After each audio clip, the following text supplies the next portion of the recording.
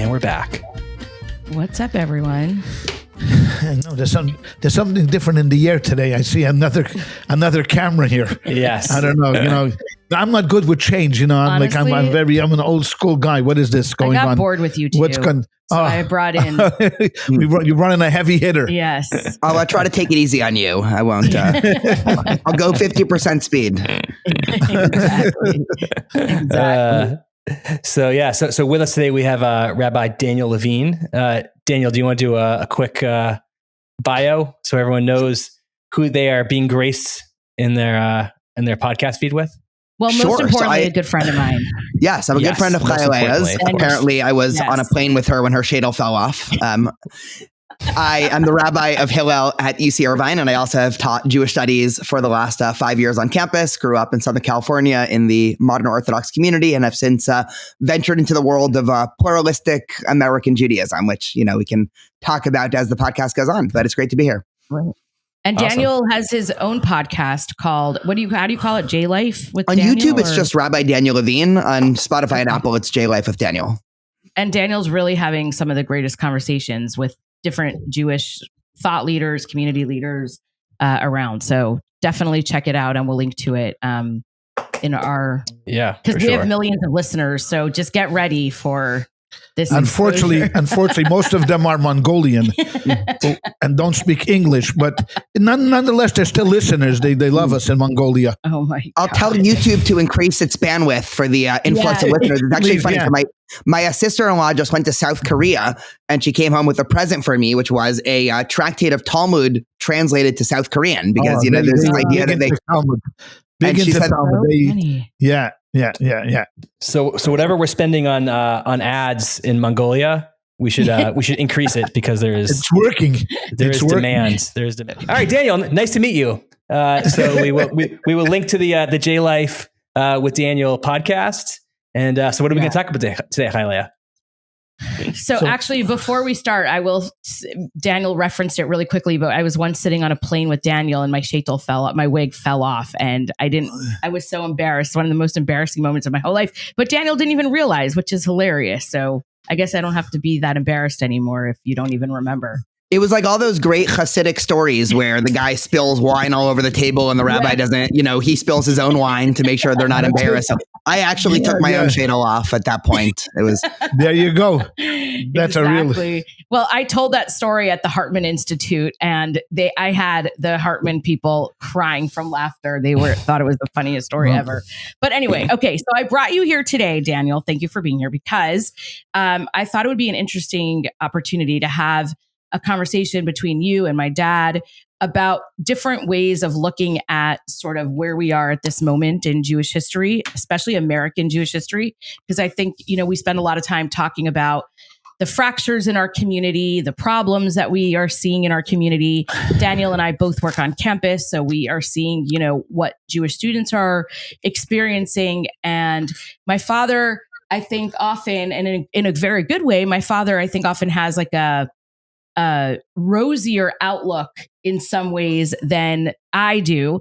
And I thought it would be interesting to hear you guys sort of share your divergent and maybe often similar opinions on where we should go in this moment. So I'm going to throw out a very easy question to start with.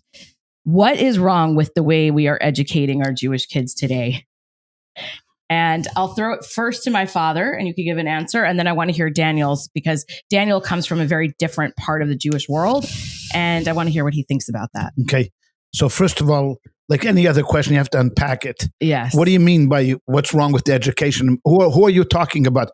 Are you talking about the Satmar school system in New York? What's wrong with how they're educating their children? Are you talking about modern Orthodoxy in New Jersey that has big high schools, 2,000 kid high schools? Or are you talking about Hebrew schools across the country, which are shrinking? The third. So we're talking about, so we're not talking about the vast majority of American So we're not talking about the education system in the Orthodox world where day schools are flourishing. We're talking about education in Hebrew schools. Well, so you have a problem. It's not only the education, it's the whole institution of Hebrew schools that we have to tackle. They were maybe good 80 years ago when people were coming off the boat and were first coming to this country, and people were going to public schools, and the day school system in America was not yet developed to the point that it is now. And people then decided, we have to give our kids some kind of a Jewish education. So we came up with this idea of a Hebrew school. Many of them met 3 times a week. And that's the way it was. Everybody was expected to go to Hebrew school. Right. You were bar mitzvahed, you were bat mitzvahed, and then you moved on. Well, I don't think that works anymore. I don't think that just coming to school, once a week or twice a week, getting 2 hours by teachers who may themselves not be educated enough, within Jewish history or Zionism or Torah, whatever it is. And we see, with the numbers that people are not happy with this kind of an education, and it's a watered down education. And if the 2 of you are on campus, and I used to be on campus many years ago, and I would give this little test, the 25 question Judaic test, to the kids that were coming out, and many of them were this is on the East Coast, so they were already a little bit more educated, and they knew very little about Judaism coming out of these Hebrew schools. So how do we fix this? How do we fix this problem? So number one is one should always try to research and find if there's a good day school. I mean, the day school education is a much better option. I understand that it is expensive, and it's not always in the purview, of many parents to be able to do that for a number of different reasons. So, what you have to find today, I've always said we have to challenge ourselves. We have in Hollywood incredibly creative people that spend a lot of money on entertaining us, and somehow they figured a way how to do that. I've always argued we need to invest money with these people the same way that these people are dedicated to entertaining us, with superheroes and schmooper heroes and duper heroes, and whatever the circumstances are. Somehow they're getting through to the kids with Bluey. I see for my grandkids with the Bluey and the Gluey and whatever else, they're watching there. But somebody is doing this. Right. Someone's doing this. We just in a Jewish community don't feel that overwhelming need to put money into this. There's no reason for this. We have incredibly talented, educated people. I would get them in the room, and I wouldn't let them out of the room until they came up with somehow of being able to reach our kids, because the system that we're doing right now, I don't think is working. One of the most, interesting articles I read, I'll throw this out for listeners. Chaim Soloveitchik wrote this, famous article. It's sort of like a short book called Rupture and Reconstruction. And he's talking about the modern Orthodox community, but I'll just go over the thesis. I think the thesis is like 10 times more true for non-Orthodox community. His essential argument is that in Eastern Europe, the Jewish community and the Orthodox community learn through mimetic tradition, right? You would have a home-based Jewish practice. You'd learn the laws of kashrut from your mother. You'd learn Mishnah and Talmud from your dad, right? Everything would be, much more Fiddler on the Roof-esque, for lack of a better term. Yeah. Then all of a sudden coming to America with the breakdown of robust Jewish communities. And this is essentially true for any Jewish community until you go to maybe the yeshivish world and the, Hasidic world. And this is true for Chabad. This is true for modern Orthodoxy, all the more so this is true for non-Orthodox. There's no such thing as learning through mimetic tradition. You're only learning through textual tradition. And so it's so dry. I mean, I remember I've taught in a variety of Hebrew schools over the years. The saddest situation I was ever in, I won't give the synagogue, is I prepared this, awesome conversation with high schoolers about Sukkot and about the idea of, the instability of life and the, reconnecting with nature, all the interesting ideas that Sukkot has, thrown at them, one at another, getting them to contemplate, how it relates to their life. And I remember most of the students there were saying, oh, I've never actually been in a sukkah before. Or the only time they had ever been in a sukkah is the one day they're dragged to Hebrew school to be in the synagogue sukkah. So of course, they're not going to connect with deep ideas about how you move out of your permanent dwelling place and move into this temporary dwelling place, because they're just not doing it at home.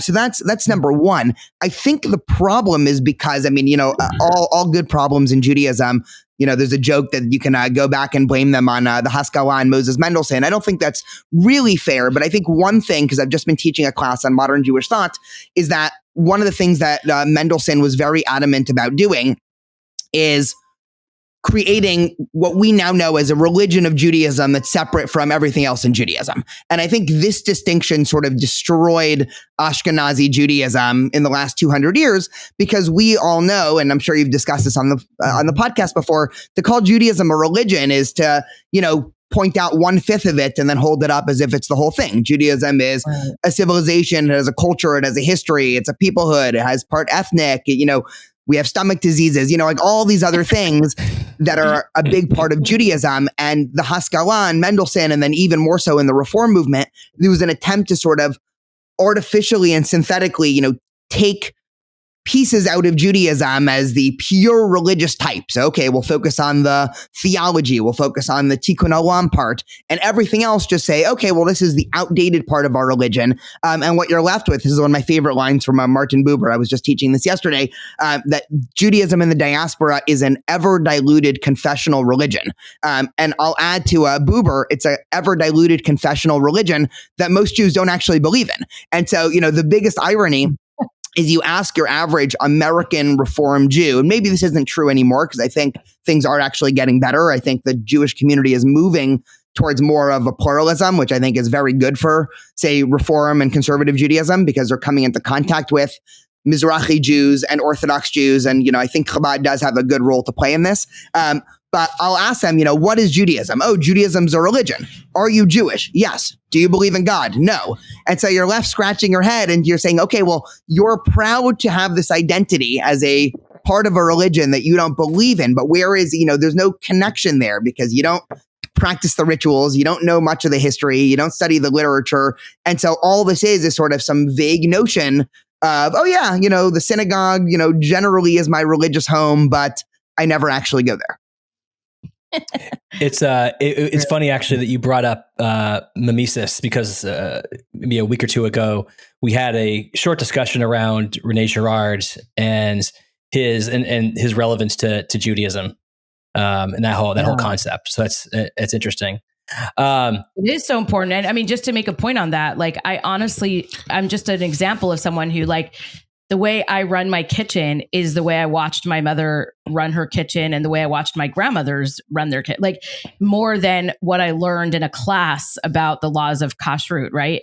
I literally only know it from watching my family do it and practicing it at home. Mm-hmm. I've taken many classes on kashrut. I can't remember any of it, Mm-hmm. So it is really, I'm just saying practically, it's really, really important. Listen, the first way to destroy the religion was the knockout ritual. Once you knocked out the ritual out of it, then was a good way to destroy it, because there was nothing left. Moses Mendelssohn was an intellectual, a brilliant guy, probably davened mincha. I would say. I think he was a mincha davener, which was odd. If you ask most of Reformed Jews now, no way Mendelssohn. But the only problem with him was cold, detached, and aloof. When you have that that's all you're left with. You see the proof is in the pudding with his children and his grandchildren. who all left. So this is what we brought in. This is what we exported to the United States of America, which fit in perfectly with, like the Protestant values here is just, show up once a week, do whatever possibly you feel like doing, but there's no responsibility on doing it. And that was the first way, really to undercut everything that is sacred about it. And like Daniel was saying, this is not just a bifurcated organism where you can just pick and choose. This is a lifestyle of doing it, and therefore you lost it. You when you lose it, you just lose it, and that's what we're facing now. So when you ask about education, this. What are you getting? Right. And this is also, this is something that parents need to take more initiative for. People don't like being given, constructive feedback, or what we would call musar, but it's essentially crazy to think that you're going to send your kid on Wednesday night from 5 to 6 p.m. when they've just, they're stressed out. They spent the whole day in school. The last thing anybody wants to do, it doesn't matter how religious you are, is sit in shul Wednesday at 5 p.m. Right? I don't care who you are. And you're being dragged to this place with a bunch of people from some collection of public schools around you. You don't really know them. And you're being told why this upcoming Jewish holiday that you've never heard of before is super important because of these esoteric ideas that you've never, there's no tangibility. Even, the sort of, what I always quote is, so you have Maimonides, who, I'm sure, hopefully if you've covered the Jewish 101, listeners are aware of who Maimonides is. Yes. And what's interesting is Maimonides, I mean, there's, 10 different ways to read Maimonides, but in terms of the way that I've always seen him, he was not a Judaism ritual centric type of person. He clearly was, a legal scholar. He wrote the Mishnah Torah, but he understood that even though he would have agreed with Mendelssohn that Judaism is primarily about ideas and philosophy, not about practice, he understood the practice as indispensable for packaging the ideas. And so unlike sort of, the reformers and Avraham Geiger and the reform movement that said, you can understand the innate value of Shabbat without practicing Shabbat, right? Because if Shabbat's only about ideas, I can just tell you these ideas instead of you practicing these ideas. Maimonides / Rambam understood that, no, if you're going to actually be able to pass down these ideas and have a community centered around ideas, you actually need a practice that goes with it. And that's sort of the Jewish legal halachic tradition. I would go one step further with the Rambam. Rambam would definitely agree, even if you don't understand anything about it. It's a ma'aser hu ikar. It's the bottom line is the ritual, is the importance. Because Maimonides, of course, Rambam was a brilliant guy, understood, all of the, the backstory and the ideas of it, but nothing to talk about in the Mishnah Torah. Will tell you clearly that, whatever else is done, you have to do the ritual. Meaning that, I don't care if you understand why we eat matzah. Bottom line is, eat the matzah. To get the matzah, because that's what this whole idea is about. I mean, it's wonderful to know and to understand and he was definitely a great scholar and a rationalist and all of that. But ritual always was that which binds us together. It was the glue that kept us together. So even in a home in Eastern Europe where you could have had 5 different factions with 5 different sons, one could have been Hasidic, one Litvish, one Buddhist, one Zionist. What kept them together was the ritual, was coming home Friday night, sitting down, making kiddush, eating the challah and gefilte fish, and then whatever else, goodbye. And the same thing was with Pesach, and the same thing was like a Sukkot that you've mentioned. So it was the ritual that kept us together and bound us together. The moment you came here to America, and of course you allowed people to start driving on Shabbos, which meant that we don't have to live anymore in a community. You could be 25 miles from each other. Then it was over, game over. Then so that's so I want to jump in really quick because I'm coming at this from a very different perspective, obviously than either of you, and so I don't know if I ever said this in the podcast before, but I was joking around with ChayaLeah once that some Jewish organization should do a sociological study and should interview Jews who join groups like JVP and other explicitly at least anti-Zionist or anti-Israel groups, and compare and contrast their upbringing and their social experience to Jews like me, who I'm also, up until recently, I was not at all religious, and now I've become more religious. But, I grew up Reform, but I grew up as someone who it wasn't just the watching the Jewishness and going to Hebrew school and learning the language, but I was brought up to be proud to be Jewish. Yeah. And I think that's, and we've talked about this before on the podcast, that I think there's the aspect of not just learning the traditions that's important, because that is important. Obviously, that's a very important part of executing a Jewish life. Mm-hmm. But there's also a piece of, why should we be proud to be Jewish? Like, what is our heritage? What have Jews brought to the world? And I think that is just, it overlays all of this that is missing, that, okay, we do these things, we keep kosher, we wear tefillin, we go to these long services on the high holidays, but why? Like, what is the purpose? Like, what are we propagating with this? What are we keeping in the world? And that concept of why we should be proud to be Jewish and why it's important that the Jewish tradition continues beyond just the survival of the tradition itself, I think is really important and is something that is missing in almost all Jewish education that I'm aware of. I just want to, James, very well said. I just want to jump on one of the things that you said about being a proud Jew. What does that pride really, how does that manifest itself really in our daily life? Because we always talk about Jewish pride now, when I'm proud to be a Jew. But what is really the manifestation of that? In Hebrew, there's a term, Gaon Yaakov, the pride of Jacob, which basically means grow a backbone. Meaning that when you go out into the world and someone says to you, hey, your name is Perlmutter, is that Jewish? Oh, well, kind of, my grandparents really came over. I'm sort of, a little affiliated. Gaon Yaakov means that this becomes not only a part of your identity, it's an essential part of your identity. This Gaon Yaakov, this pride of Jacob, which leads us to this idea of the election of the Jewish people, meaning that we have no problem saying that among all the nations of the world, God elected the Jewish people to be a special people, an am nifcher, a chosen people. Ata v'chartanu mikol amim. You chose us from all the nations of the world and gave to us a special covenant that only reflects the Jewish people. Nothing wrong with being a non-Jew.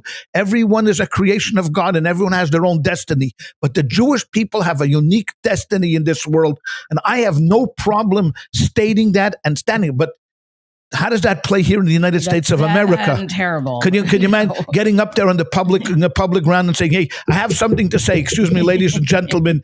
I just want to say that Jews have a special, unique destiny that no one else in the world has. It's just that God made this covenant with us. But that is the truth. So you ask why. You ask why I should do this. This is where it starts from. It starts because you, my friend David Leibowitz, have a very special, unique destiny that was only given to you at Mount Sinai.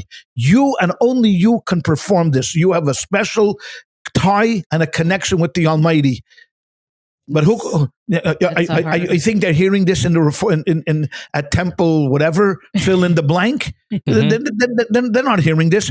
What they're hearing is, like Daniel had mentioned before, tikkun olam. Let's repair the world. Let's get out there and show them we're nice people. Because ultimately everything breaks down. I wonder why it took us so long to say the word anti-Semitism. Only 25 minutes. But everything breaks down to this idea of how we combat anti-Semitism. So we came up with America. We just have to be nice people. If we just show them that we're nice people, we're caring people, we're out there in the world, we care about the indigenous, we care about the homelessness, we care about civil rights, we're the freedom riders in the South. We will go and gather signatures for voting. Look at that. All we need is just to show them that the Jewish people are not shtetl Yidden. They're not alone. They're not separate. They're together with us. Look, they're just the same.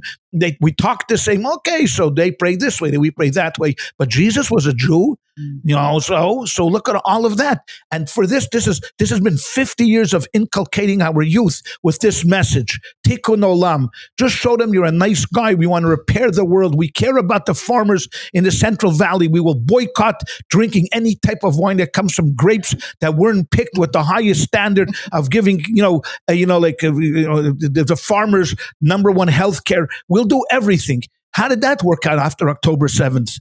Yeah. After all this thing that we put into effort into building bridges, showing them what kind of a nice people we are. We're just wonderful people.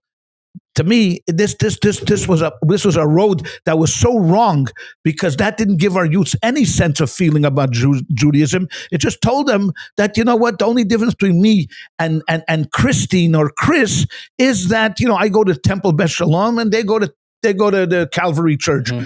That's the only difference.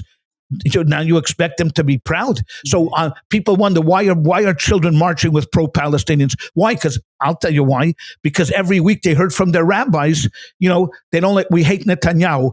Let's shoot Ben Gvir. Let's assassinate Smotrich. Let's do all of these things. It's the right wing that has taken over Israel. Israel is not the same when it was under Ben Gurion.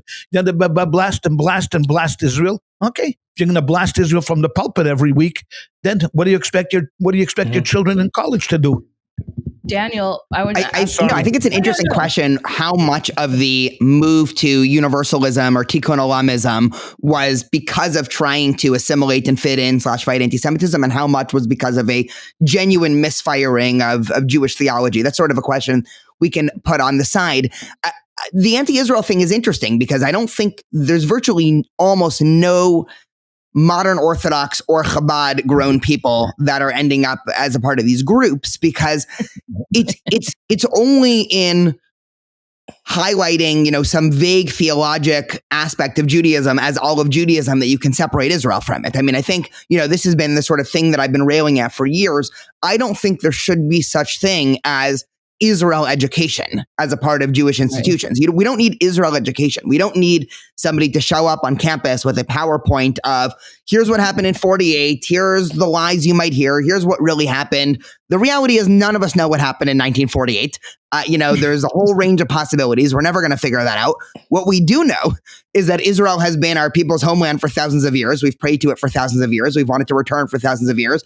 Jews have been making pilgrimages there for thousands of years. The vast majority of our texts and ideas developed in Israel over the course of 1,000 years. And so that should be enough to be able to convince the vast majority of Jews, if they see somebody on campus say, well, Judaism has no connection with this piece of real estate. Judaism is a religion. What connection does a religion have with the land?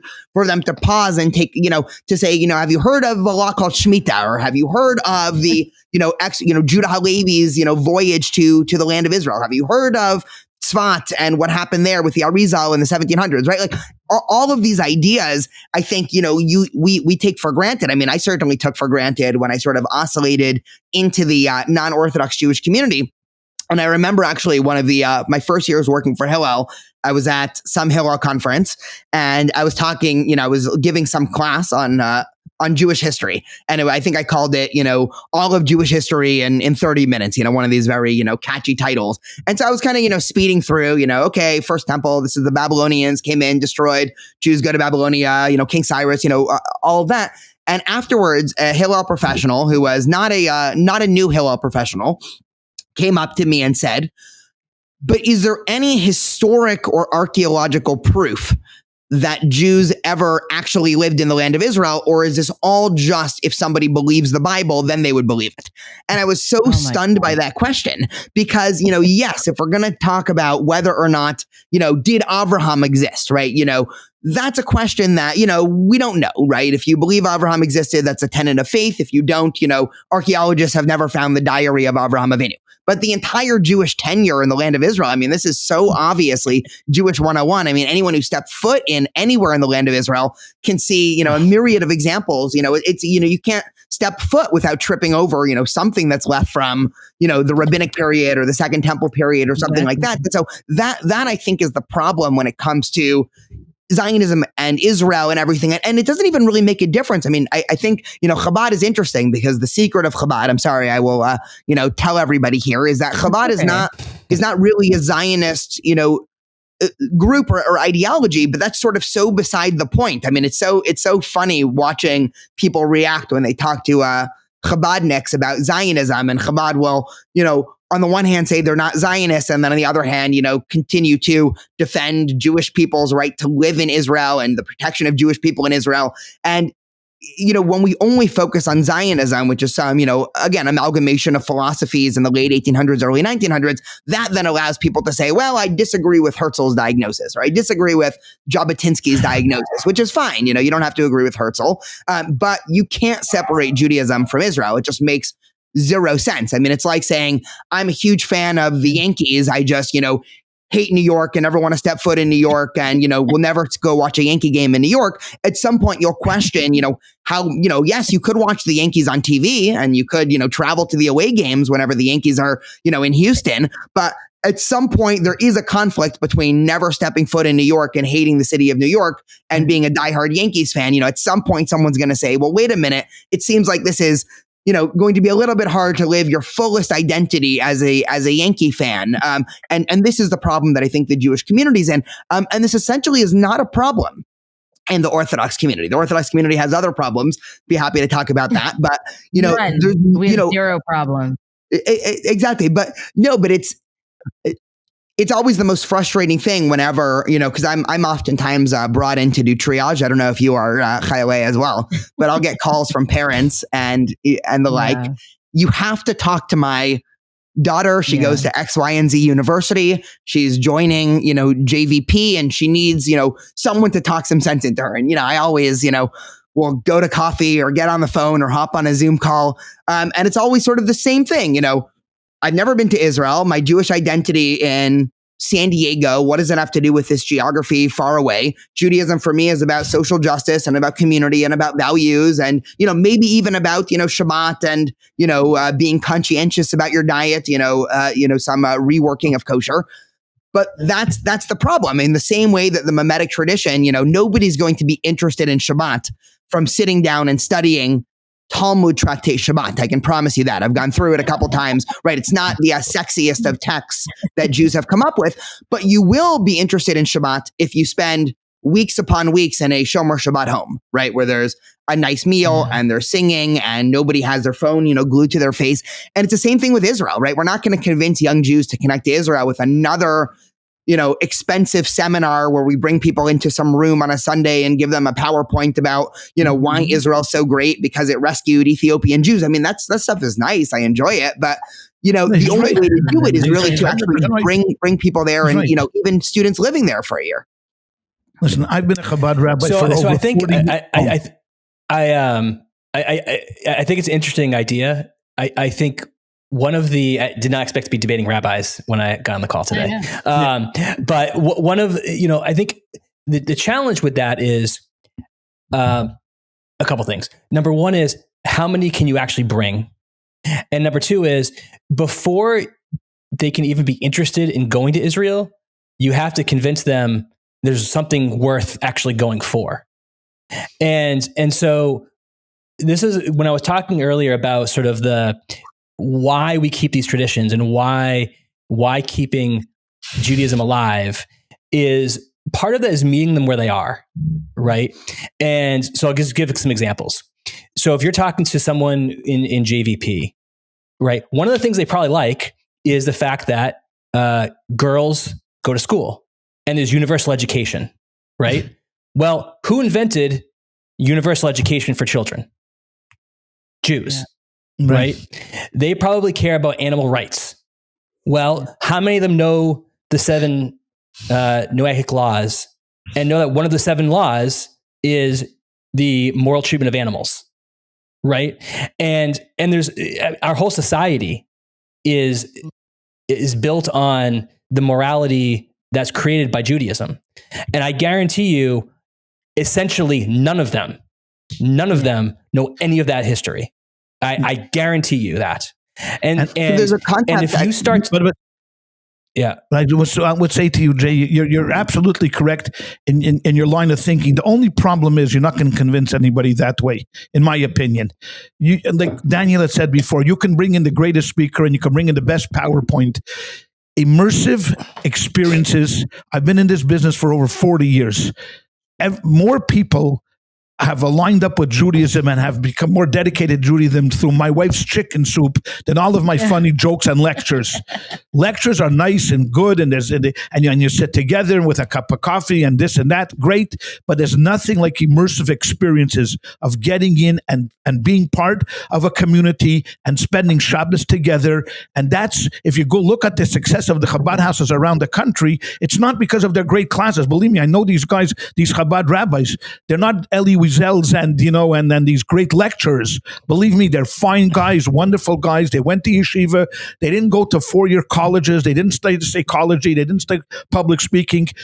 What they do is they're fine individuals that care about you, that show that they love you. They'll go out of their way that if you're sick and you need chicken soup at 2 a.m, the Chabad rabbi is showing up at your door. So if a mother calls, like said to Daniel, that my daughter needs to get to the hospital, the Chabad rabbi will be there. And on Friday nights, you come and you spend together with another 100 kids in Chabad house. We're not talking. We're not, maybe we daven a little bit, but it's that immersive experience. What happens when they leave? Because I see this so often that when a person is involved in Chabad, you're right. They so love then it, you have but to then have what? Jay's saying, then you have to have a young, strong, young adult commitment, like my son Levi is doing here. That to keep it going, we have to keep that. We have to keep that flame burning and doing. But Only through experiences is this going to change. Let me push back on you a little bit, because I think the challenge is that for many young Jews and for many Jews in general, their only Jewish experience is now going to their Chabad rabbi or to their Chabad house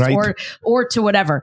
We've basically adopted, to a degree, what we criticize the Reform movement for, right? Which was taking Judaism out of people's homes and putting it into the synagogue. And in a way, I mean, and I'm here fully on board with Chabad, and obviously I'm a big believer in what we do. But what I'm concerned about is that we're not giving the people what they need to be able to do it without us, right? So if they move to another place and they aren't best friends with the Chabad rabbi in Rebbitzin, and they don't like her chicken soup, then what? What happens to their Judaism? The only way that this is going to change is if we create community. And that's what you try to do on campus, at least get into the minds of the children that wherever you shall go, okay, right now you're at UCLA, you're in LA, big community, you're going back to who knows where, Fresno. Try the same experiences you'll hear, try to find in Fresno, try to find a Chabura, try to find this like-minded group of people, join them. It's going to be different. Of course, everything is going to be different, but this type of community and this type of experiences is going to be the way that kids are going to get involved and stay involved with it. I mean, classes are great, and we should continue to teach. So I'm not against teaching Torah. We should teach Torah and educate our kids. But it's this idea that kids never experience anything. I mean, I told the story a number of times, and like Daniel said, I was teaching at a certain conservative temple somewhere in the United States, and I was teaching about Pesach. And after Pesach, and I told them about chametz, not to eat chametz, to these kids, and they were 13 years old. We come back after Pesach. I say, "No, Chavre, how was your Pesach?" And this kid shoots up his hand. I said, "David, okay, tell me, give me what happened." Well, like many Jewish families, we went to Aspen for Pesach. Okay, you went to a Pesach program? No. We went skiing. We went to a hotel and, we went skiing. So the first night my mother arranged for a Seder in the hotel. No problem. We had this little Seder in our room, The next day, of course, we all went skiing. First day Pesach. That's what we do. We went skiing. We come back after skiing. Well, the second night. So my parents brought in food for the second night dinner. What was the food? Pizza. So they ordered pizza, and my family's sitting around eating the pizza. But you know what I did, Rabbi? I'll tell you what I did. Because of you, I ate the pepperoni and the cheese, and I threw out the crust because I wouldn't eat the chametz. Okay, so this is David standing up. This is a 13-year-old kid, and I said to him, David, God had more pleasure from your pepperoni cheese eating than he had with a lot of other people not eating chametz. Don't tell Jay this story. Why? He'll eat. Let him eat like this, because you know why? Because this was an experience this kid felt. This kid felt an exhilaration of throwing away the crust. This was something. Now I could have sat there for a million years and started to talk about what the chametz means and why you shouldn't eat chametz and all about chametz and about the idea of expansion versus detraction and the humility versus arrogance. It would have meant nothing. This kid will remember for the rest of his life that he did not eat the crust of the beans. Now, my job, and the rest of the rabbinic world's job is to take that flame that was just lit for this little kid, David, and keep it going. Unfortunately, they booted me out of the conservative show. They didn't like me, so they kept me for 1 year and said, Rabbi, get out. You're fired Daniel, after 1 year. To be fair, the skiing at a lavish resort in Aspen is probably cheaper than a Pesach program. So totally from a cost benefit. That is probably true. Daniel, when you work with students. Wait, Daniel, when you work with students, and I know you have years of experience and you have a lot of success, what is it that students connect with most when you're working with them, and what makes the most lasting impression on them? Yeah, this always upsets people at Hillel conferences. I've sort of been shouting this out for years. If you view being a rabbi, or I'll extend any Jewish educator, as a job, you're going to fail. It has to be a lifestyle. I mean, this idea that you work as a rabbi would have been laughed out of the room from our grandparents' point of view. I mean, I always tell the story of my great-grandfather, who I'm named after. His name was Moshe Levine. My first name is, or legal name is Moshe. He got deported out of Eastern Europe to Siberia for teaching Torah when it was illegal under the Russian government. I mean, he not only was he not getting a paycheck, he was, at risk of spending years in an icy prison in Siberia. And, for him, it was, of course, we're going to do this. And, we can go back to, any Jew who's alive today is the product of at least 20 individuals from the time of, the Maccabees to Rabbi Akiva to medieval Spain to people like, my grandfather, I'm sure, knowing Chabad, many of your aunts and uncles and great grandparents are in a similar, were in a similar situation, had made the decision. Not only do I not care about the salary, I mean, that's sort of, laughable, the fact that, there's, 403Bs or 401Ks for rabbis now, but just the idea that we're going to view it as a job as opposed to a lifestyle. And again, it doesn't mean you have to, 7 days a week, 24 hours, you're always, with students, but having that, seamlessness of, for years we had Shabbat dinners in our apartment. Very much Chabad style until we outgrew it.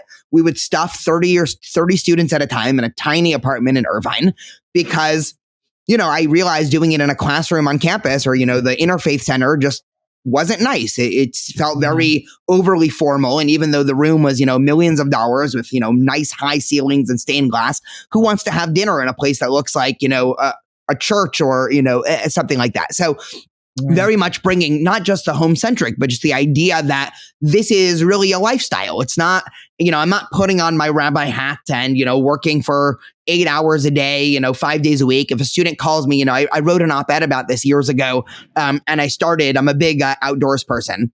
And so there was in 2021 during the Great March of Return, I remember when it first started, I was camped out, on the top of a mountain called Mount Gorgonio in Southern California. It's this, nice snowy mountain. And I remember Saturday night, I start getting, all these texts at 11 p.m. from students, asking, what's happening in Israel? Is this true? Is that true? And I remember sitting there in my tent. I was freezing cold for an hour, just answering students and talking to students about Israel and about Gaza and about Hamas and everything that was happening there. And then I remember reflecting on this and saying, imagine how crazy this would seem if you were some accountant or a dentist and you're camping out for the weekend and you're, texting your person about their tax return. Right. I mean, but this is, I think the difference is you really have to live it. And I think, the practice comes in also, but if a student sees their rabbi or, Hillel educator or Chabad couple, living the talk instead of just talking the talk, I think that just makes such a big difference. There is a concept. I mean, I was thinking before in terms of what you said, Jay, in terms of, getting the student on the plane to Israel requires a lot of bench work ahead of time. But Jewish tradition sort of very much flips that. There's a concept, in the Talmud, mito shalolish ba balishma, and, vaguely translated to, if you want to get someone to believe in something, you got to get them to start doing it first. And this has been, reflected by every psychological experiment. There was sort of the famous experiment where, I know most people are going to be listening to this, but, they did a series of experiments where if you have a pencil and you ask one group to put it on their bottom lip, so they're making like a frowny face, and then the other group to put it on their top lip.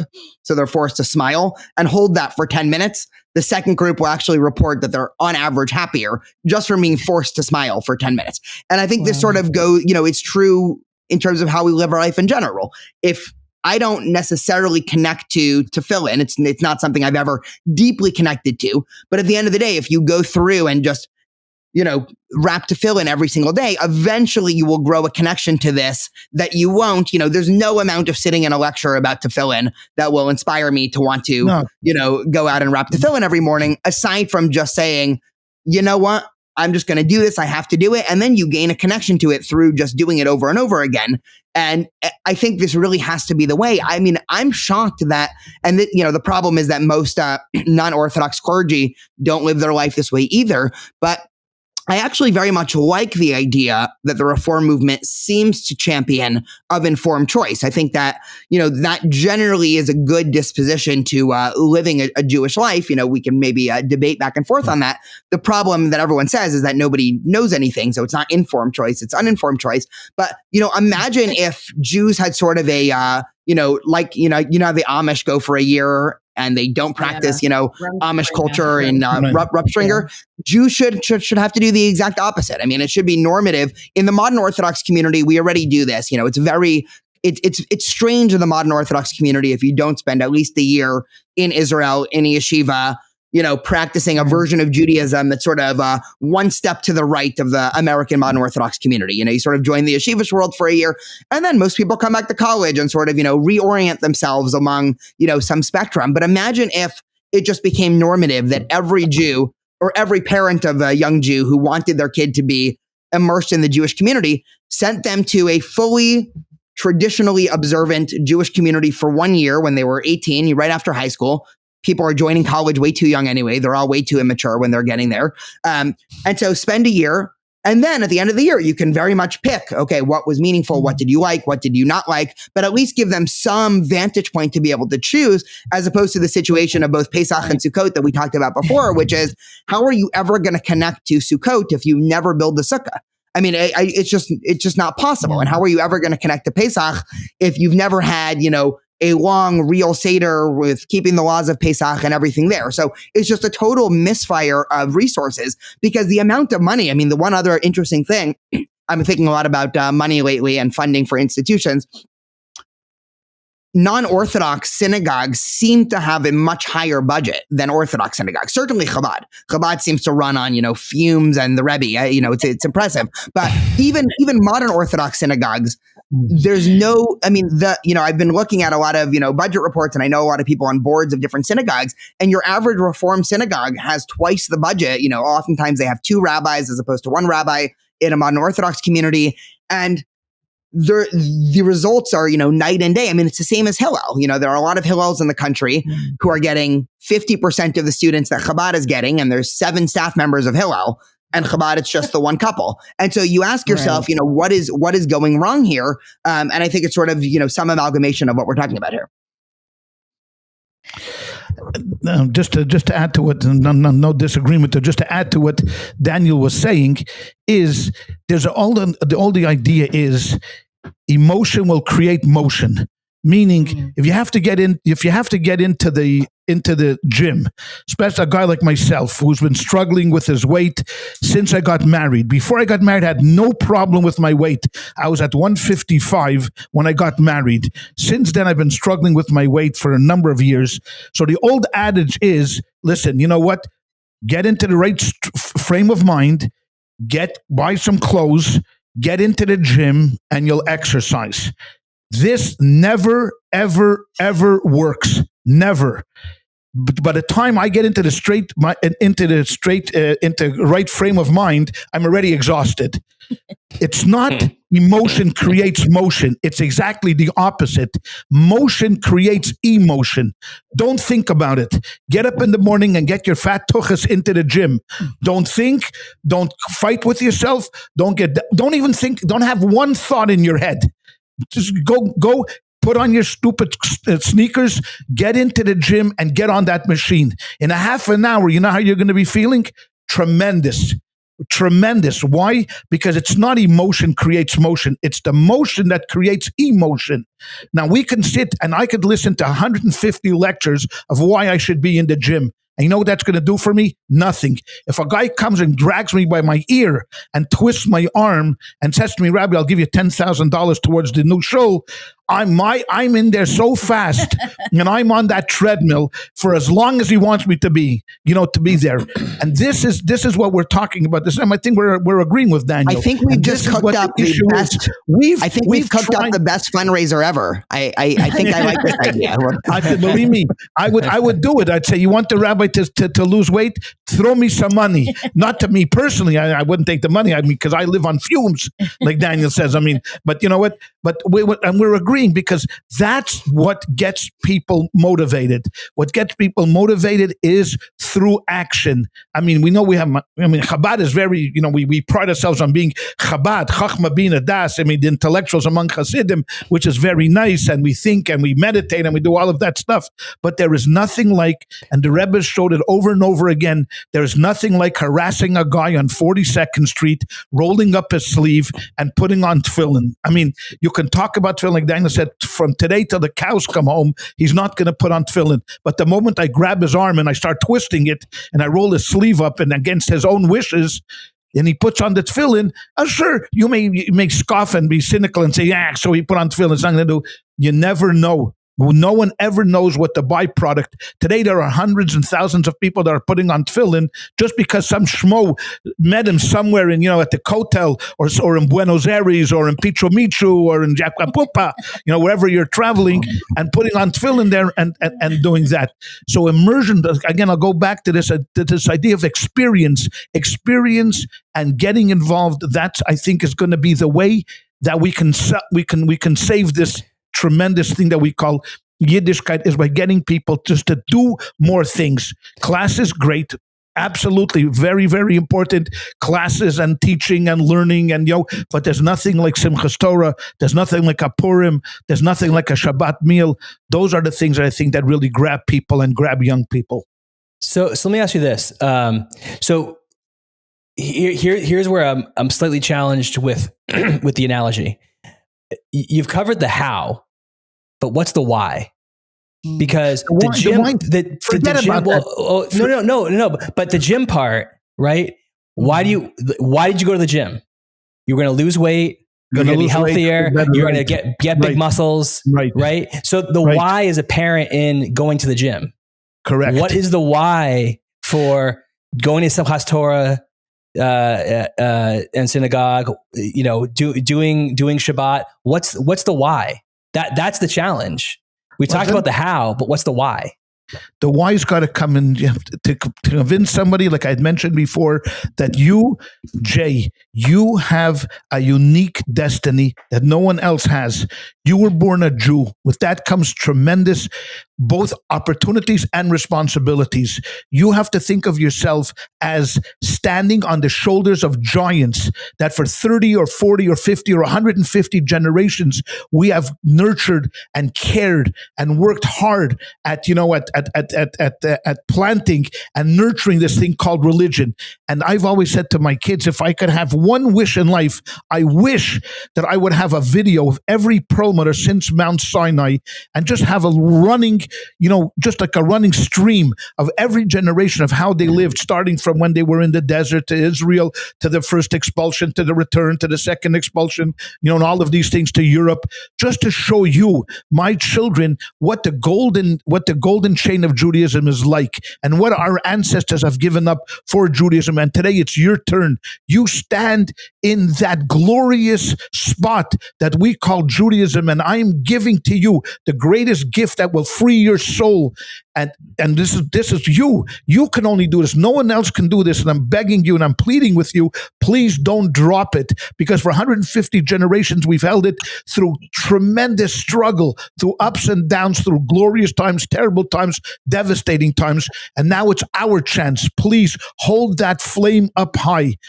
If I can get that message across to them, that the why, and they would say, okay, so I feel it, Rabbi. What do you want me to do? Let's come to Shabbat dinner. Come, let's sing a song together. Let's do something. And then eventually, get them on a plane to Israel. And it's so interesting because I have a different, I love that answer. And I obviously connect very much to that answer, but I have a different answer for a kid today that would ask me why. And I'm wondering if Daniel, I could share mine, but I'd love to hear what Daniel's is also.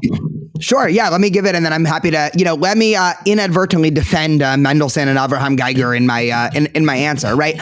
Just to dip into a little bit of modern Jewish history a little bit.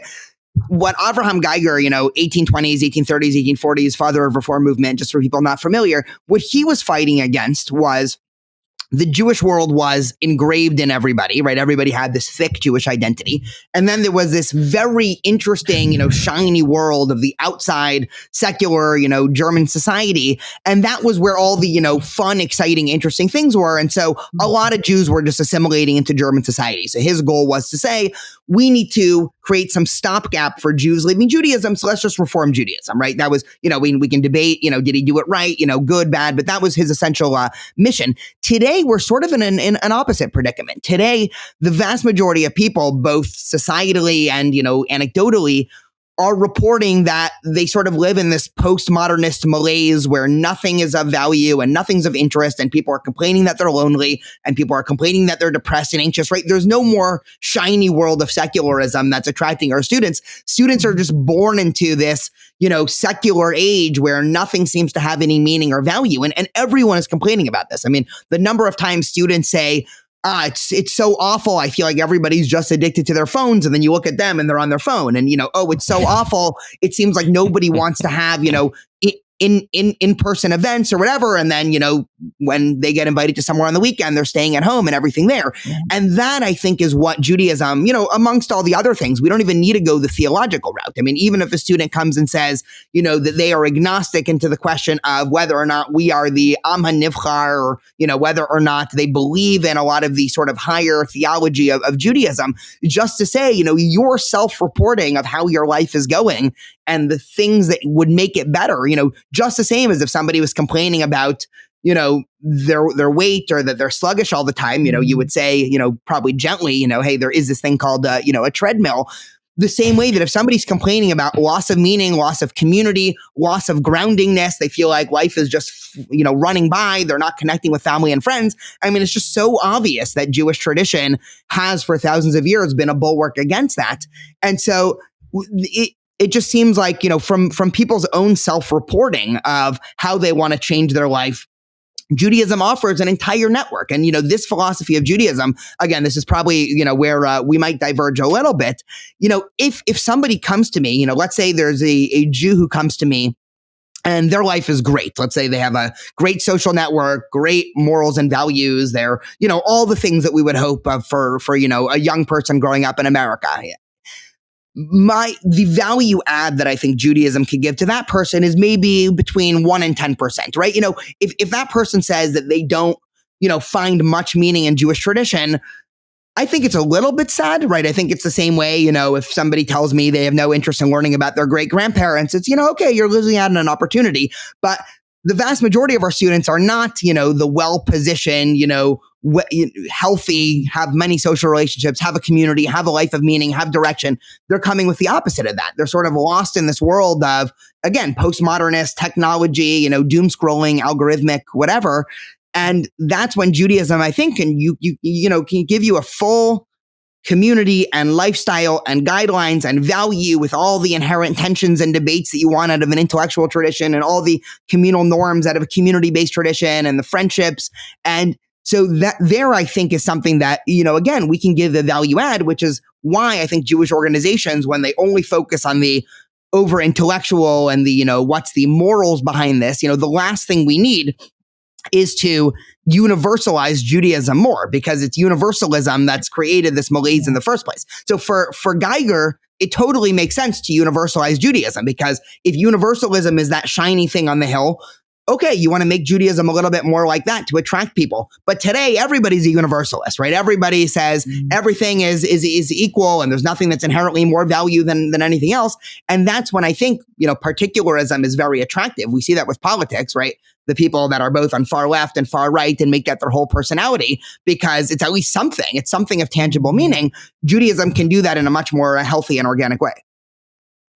I believe both are the right answer. It's a combination of both, because we need, I was going to say that if a student asks me why, the why question that Jay is asking, I mean, Judaism has so much to offer a person, right? That we see how sad and sick our culture is. And we have the answer. I feel like we have the answers right at our fingertips. But what you were saying, what my father was saying, I think, is also the responsibility piece makes your life more meaningful. Like, you can't just look at something and take what you want out of it. You also have to have a responsibility. You have to have ownership over it.